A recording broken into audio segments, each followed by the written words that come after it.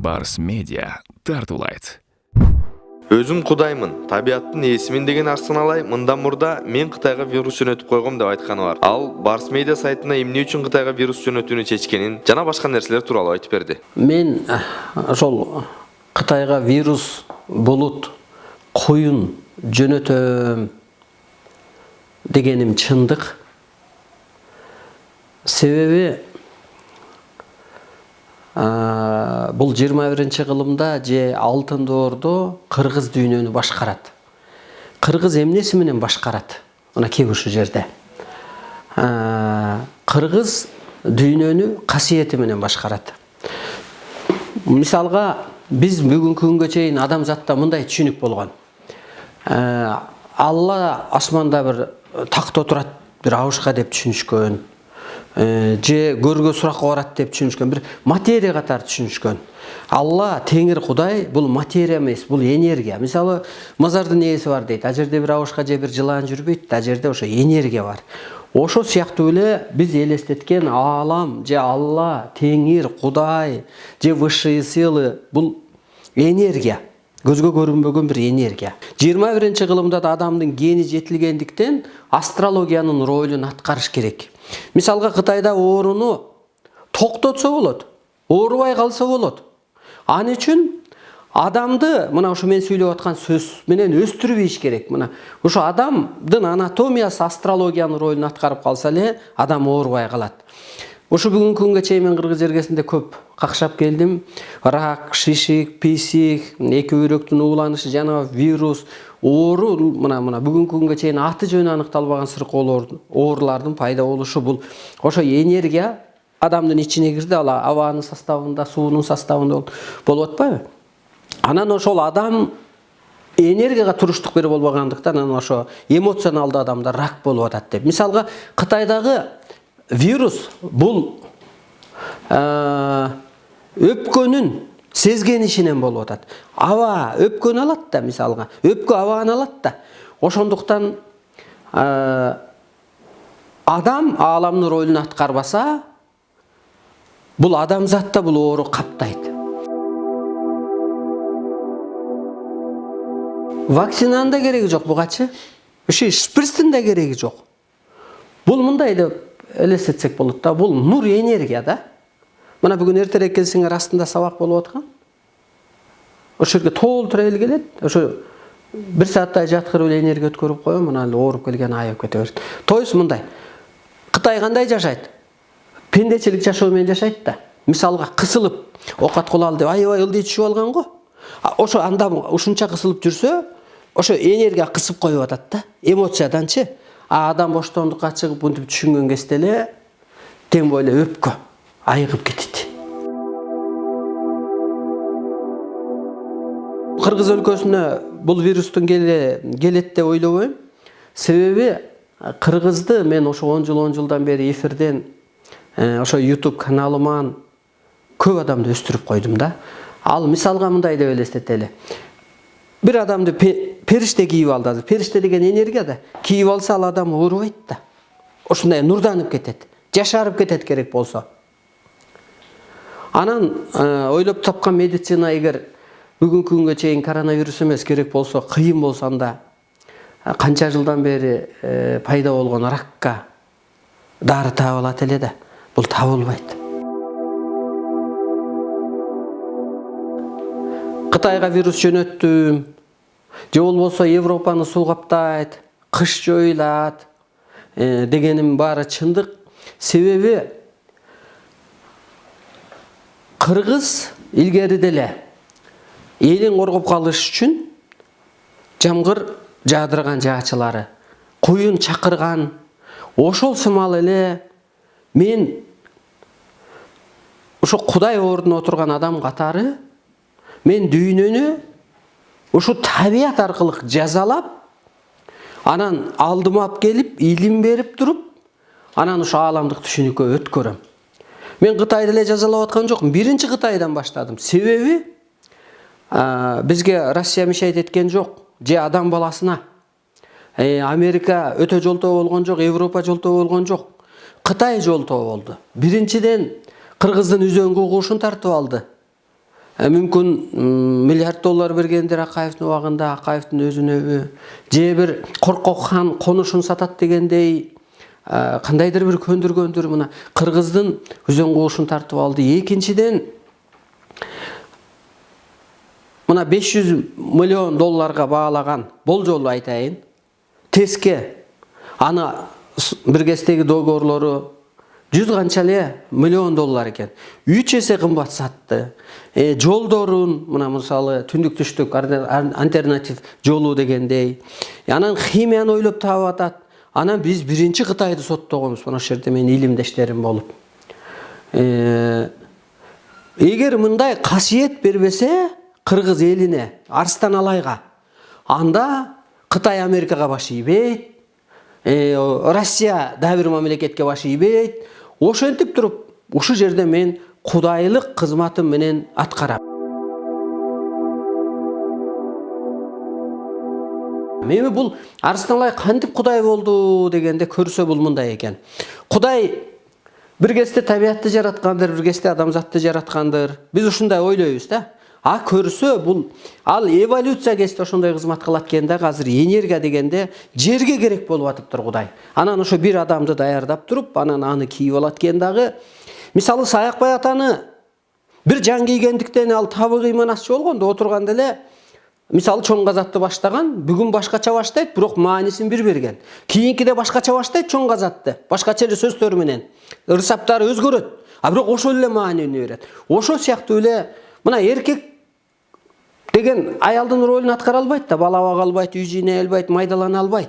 Көрдүңүзбү, ичиндеги жанга карап, ошол сыяктуу эле асмандагы мына чоң аалам деген энергия ушу мени 4 жазыман баштап көрүнүш көрөм. Ушу 2010-жылдан баштап күчөп туруп эле анан ушул акыркы убакта ушу Теңир ата болдуң, ордуң отурдуң деп туруп эле анан ушу дүйнөнү сен табият менен башкарасың.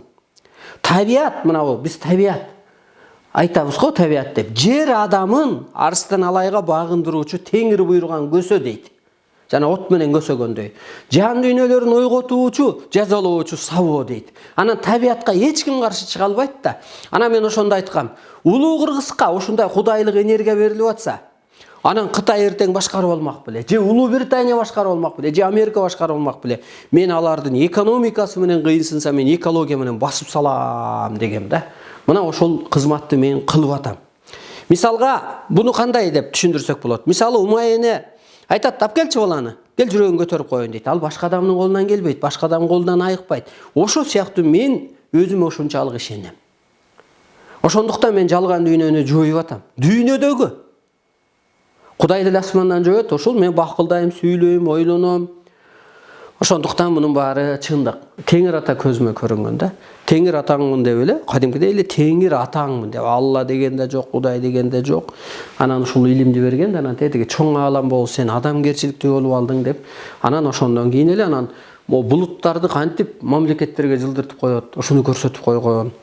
Анан ошол агундап келчи, жети токошунан болчу деп туруп эле анан эле колуңду салып туруп табиятка бейишке айланып деген ошо колумду салганда окшу ушу баягы унга колумду салгандачы, анан табият мына кыш жоюлуп, азыр бейиш болуп, Кыргыз жергесинен башталып, ушул жерден башталат деген. Мына 2-3 жылдан бери картошка кенен болуп, өсүмдүк кенен болуп ушинтип атпайбы? Мына ушинтип эле көрсө, ааламдагы бир суранып тиленгенде эчтеке жок экен да, биздин материяга зар болуп калыптыр да. Мен бакылдап сүйлөдүм, бош аткарылат.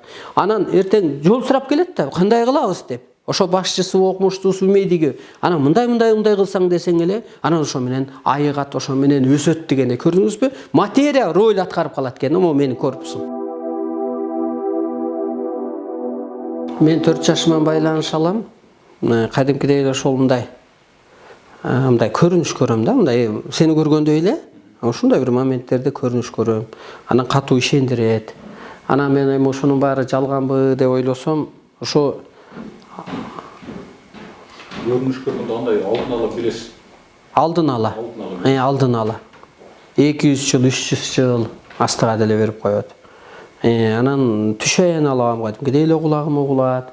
Анан эми мен деле ушул пенде, эми бул пайгамбар деле пайгамбарлардын тарыхында деле 40 жашына чейинби, жөн эле бир соодагер болуптур, анан адам болуптур, анан бир байланыш бериптир дейт го. Ошол сымалдагы мен деле ошол басып өткөн жолум, бала болгом, эр болгом, анан бизнесмен, анан дагы ушинтип отуруп, анан ошентип толтуруп дайындап келип, анан ошондой бир жоопкерчилик берди. Мына асманда мени мындай деп бергенде, сен оксуң, сен теңирдин отусуң, сен сотсуң, сен жомоксуң, сен элчисиң, сен сынчысың деген мындай кырлары бар да. Мисалга президент, Россиянын президенти Миноборонаны карайт, мындайча айтканда ошонун башчысы, президент 3-4 кызматы бар го мисалы. Ошол сыяктуу эле оксуң деген сөз баягы бир казык деле ок го.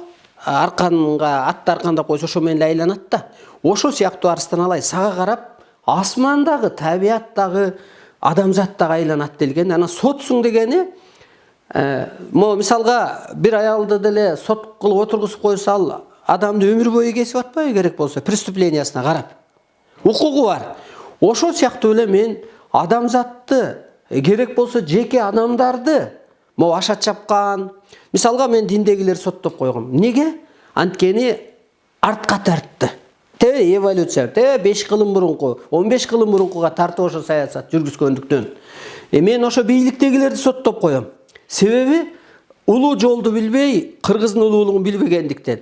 Анан Кытайды эмнеге соттодук дегенде себебин айтып бердим. Биринчиден ошо химия менен, мисалга канализациядан зыгыр май жасаса, канализациядан спирт өндүрсө, мисалга жөн эле ошол канализацияда эмне мусордан. Анан дүйнөнү бийлейм деди, кыргыздын айласын кетип, карызын доолоп баштады.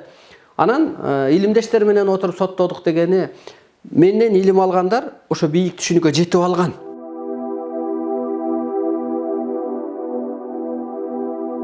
Мен Атамбаев соттолот десем эч ким ишенбей койгон да. Аны да мен жөнөткөм да. Себеби эл алдына жооп бериш керек делген. Качпай койду го бул, көрдүңүзбү? Андан кийин мен ошол Сапар Исаков командасы менен кететсем десе ишенбей койгон да.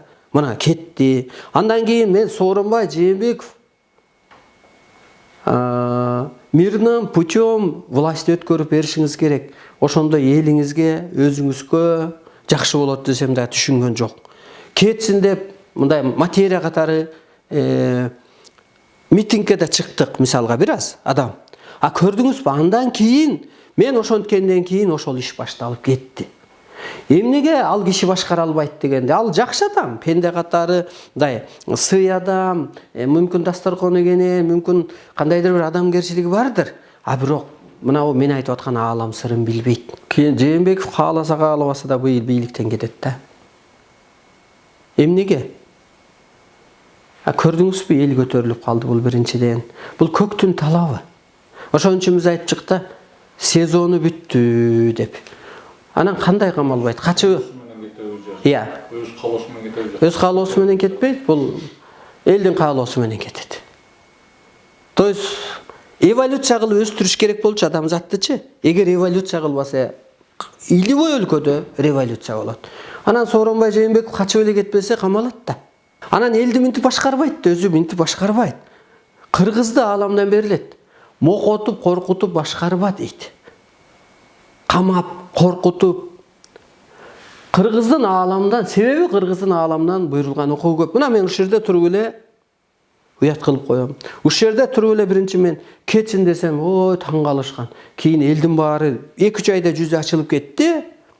Кетсин деген мына азыр эч ким жакшы көрбөйт мына. Мындайча айтканда, анан кыргызды бийликти кантип сакташ керек? Жаңылык кылып, өстүрүп, куткарып, анан сактайт да.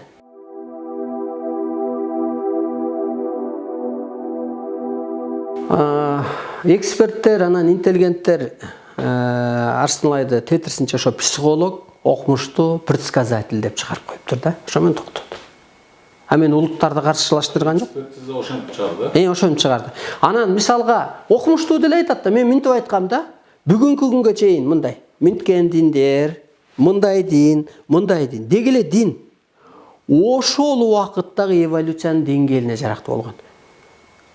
Кудай пайгамбарларга өзүнүн купуя сырын, азыркы астыдагы адамзаттын жашоо жол жобосун өтө кыска сезимдин эң төмөнкү түбү менен түшүнүк берген.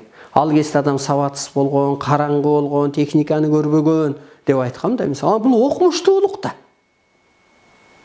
Мисалы, 1-класста кыдай болгондо эжеңде мугалимиң дук, кийимиңди кирдетпей кел дейт го.